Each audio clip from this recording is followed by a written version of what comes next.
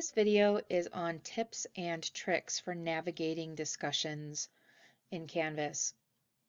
Unfortunately, I do not have a Canvas course that has a really big discussion board with all kinds of posts in it so that you are able to see a real discussion board with all kinds of posts in it.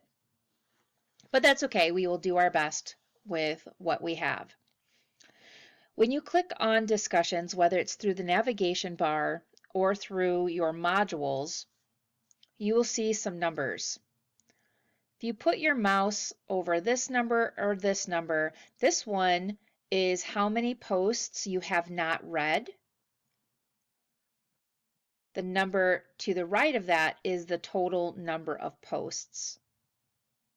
Okay, so that's what those two numbers mean. This icon means that it's published.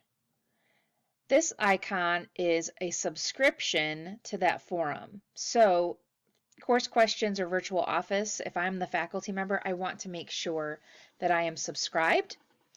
I also want to make sure in my account, in my preferences for notifications, that I'm notified right away.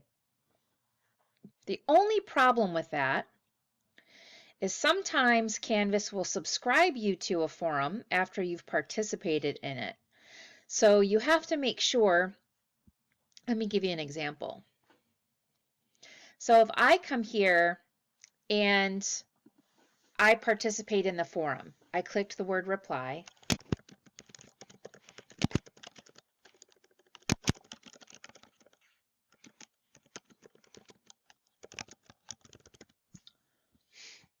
Let's post a reply. See what it did? Oh, it's not letting you. There it is. It auto-subscribed me. That is a part of Canvas that I do not like, is that it will auto-subscribe you to forums after you participate in them. No fun. I don't want to be subscribed to this particular forum, so I remember to unsubscribe myself. Okay? That's a tip and a trick. The next one is this button right here. So let's pretend that this class has 20 students in it. And so I have got down here bunch of posts, okay? Sometimes it's easier to navigate by collapsing them. So I click this button, it collapses them. Look how nice that looks. So now every post to Minnie Mouse is housed within hers, and that's what this little arrow does. It opens it up. Okay? We don't have any replies to other people just yet. Okay? But if we did, that's what this arrow would do. Open them up and close them. Okay? So collapsing threads is very good and something to tell students too. If you click this button right here, it'll open them all up and expand them. If you want to search for something as a student or as a faculty member, you can search by name, you can search by topic, okay? You can click this button here, which will also give you all of the posts that you have not yet read. When you are in this main view, did you notice that when I was scrolling down, these circles were green? But then when I scrolled down, it all of a sudden made them clear. That's because Canvas thinks, oh, you're here, you read these posts.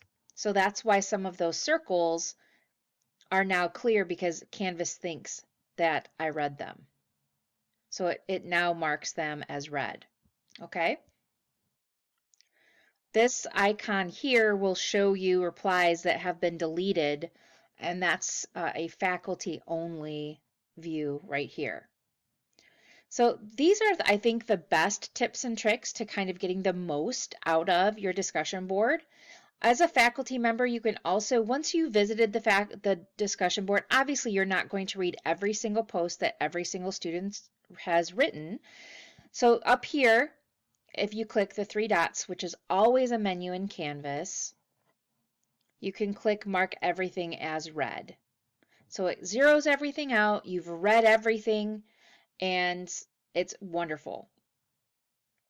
If you wanted to create a rubric or add a rubric to this discussion forum for grading, that would be right here, but that will be covered under a different workshop. I hope you have a great time exploring and using the discussion forums in Canvas.